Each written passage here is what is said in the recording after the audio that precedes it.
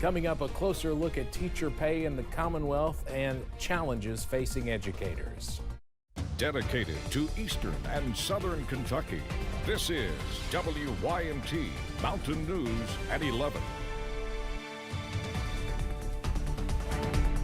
Good evening, I'm Steve Hensley. A new analysis is in from the Kentucky Center for Economic Policy. It shows that average teacher pay is continually dropping in the Commonwealth. In just the past year, it fell by more than 5% when adjusting for inflation. Jeremy Tom spoke with educators about how hard it's becoming to make ends meet for those in the field. Dr. Jenny Ward is a veteran of the education industry. She has taught for nearly 2 decades, has her doctorate, and yet she faces a harsh reality this holiday season. I'm a single mom. Looking at all my bills, it's very likely I will be picking up a second job after Christmas. Fayette County Schools was among districts in Kentucky which got a raise approved this year. But with inflation, the over amount of take-all pay and what we can actually spend our dollars on becomes less and less every year, no matter how many we're making. The latest inflation-adjusted analysis shows that teachers took a $3,152 pay cut this year on average. Ward says that leads directly into struggles with teacher recruitment and retention. Tony Cons-Tatman with the Kentucky Department of Education says the Commonwealth's turnover rate is outpacing the national average, and only 83% of job postings are being filled. It affects more than just teachers themselves. Bus drivers, cafeteria workers, nurses. I think that staff in our schools have been really stretched to the point of breaking. Tatman says they need to fix the problem by easing both the financial and mental burdens these valued workers have to bear. Business leaders, our General Assembly, we should all be working together as partners to figure out not just to solve this salary issue, but to solve the overall job satisfaction feeling that our teachers have. In Lexington, Jeremy Times, WKYT. The center also found that there are fewer teachers now than in 2008. That's in spite of a 14% rise in school-aged children, making the workload heavier for those who are still teaching. Well, it's been a rather, at least calmer evening compared to the soggy day we dealt with a little bit earlier on today. Here's a view from several of our locations. London Corbin Airport, they're at 49 still. Hazards at 46. A look outside the front door still shows some damp parking lot, but other than that, we're dry. 47 in Pikeville right now, and almost quiet in downtown. Cooler to the north. You already see the effect of some of that cooler air building in. Middle and upper 40s in our northern communities, but still closer to the low to mid 50s in our southern counties. How about 55 degrees right now in Harlan? Couple of showers working through the Big Sandy, not a big deal. You may get a sprinkle or two in Pikeville over the next little bit, but for the most part, all those showers across the Midwest have diminished. But look at that spin getting going in the upper Midwest. That's part of a system that's going to bring us some showers a little bit later on this weekend. And the details on that coming up a little later. But for tonight, that 70% chance, we could probably take it down to about a 10 to 20% chance now. Middle and upper 40s out there with a break tonight. Details, though, on when showers return in a few minutes. Steve? All right, Evan, thank you. Governor Beshear gave an update on the July flooding today. He says 130 people are still living at Kentucky state parks, but that's down from the 360 people sheltered September 1st. Right now, more than 250 households are being housed in travel trailers.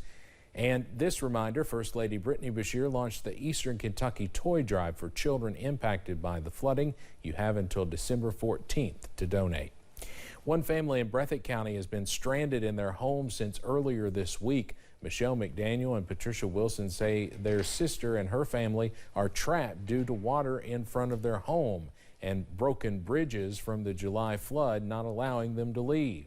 But they say the problem is the lack of assistance their sister has received to repair them during the past 4 months.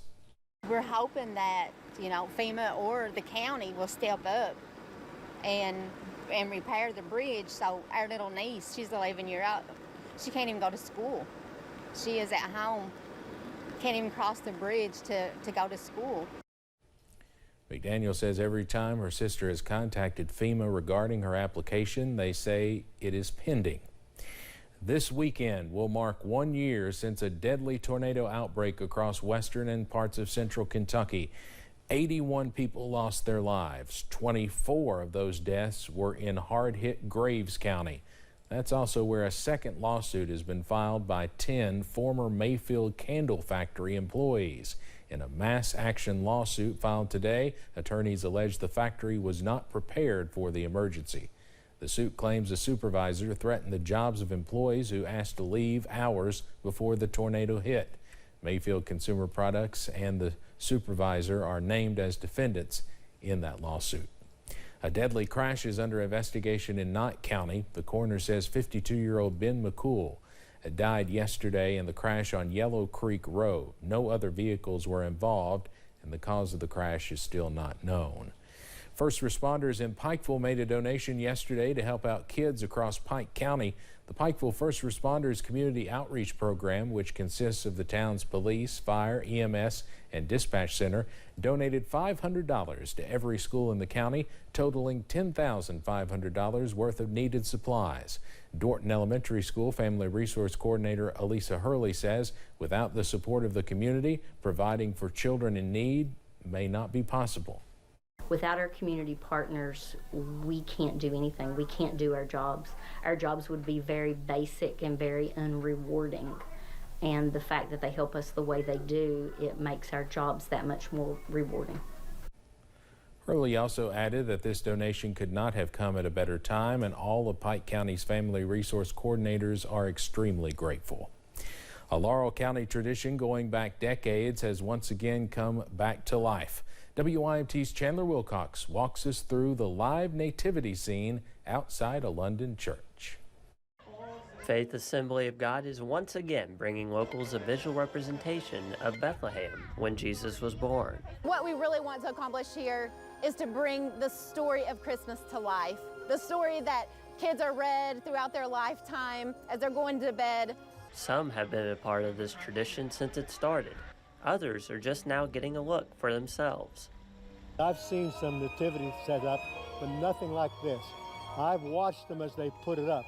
They have been so precise and so particular in the way they did things and levels and measurements and everything. Each site shows the creativity behind their ideas. We've got a lot of creative people in our church, so they have just kept adding and adding, and we have some great contractors within the church, and so they've built the stages, everything that we have. The settings combined to show the Christmas story was not a scene full of rainbows and sunshine. All of the buildings and the manger, that yes, he definitely was not in a hotel. Even with the rainy conditions, cars were lined up throughout the night as locals celebrated a story they love. In London, Chandler Wilcox, WYMT Mountain News. The live nativity scene will also start at 6:30 p.m. tomorrow night and Saturday night. Church members say to get there early as traffic sometimes gets backed up almost a mile long. Well, come rain or shine, the city of Whitesburg will host its Miracle on Main Street event tomorrow. It kicks off with the Mistletoe Market. Local vendors will line Main Street or set up inside some of the businesses downtown. The market is from 10 a.m. till 5 p.m. The city is encouraging folks to shop locally this year. There's a renewed hope. People are rebuilding, and it's a wonderful time to be part of the city of Whitesburg. The city's Christmas parade kicks off tomorrow evening at 6 o'clock. It will also be downtown, and Kane Kitchen will have a free community dinner after the parade. A Jenkins High School senior is one recipient of the Ralph Gabbard Memorial Broadcasting Scholarship. Maddie Cantor says she wants to go into nursing, but she would like to start a podcast to spread the word of Jesus. She tells us she hopes others can see his light in her. She says she was surprised when she found out she was awarded the scholarship. Even if people make fun of you for focusing on your studies like they have done me, it don't matter. It's your future in your hands. I honestly didn't think I was going to get it, so just try, even if you don't think you're going to get it. Maddie plans to attend Morehead State once she graduates to earn an associate's degree. Coming up on Mountain News at 11, experts say Kentucky is not keeping up as more people are diagnosed with autism. Next, how some groups are trying to bridge the great health divide. And showers work back into the region for later this week. The very latest on some wet weather on the way next.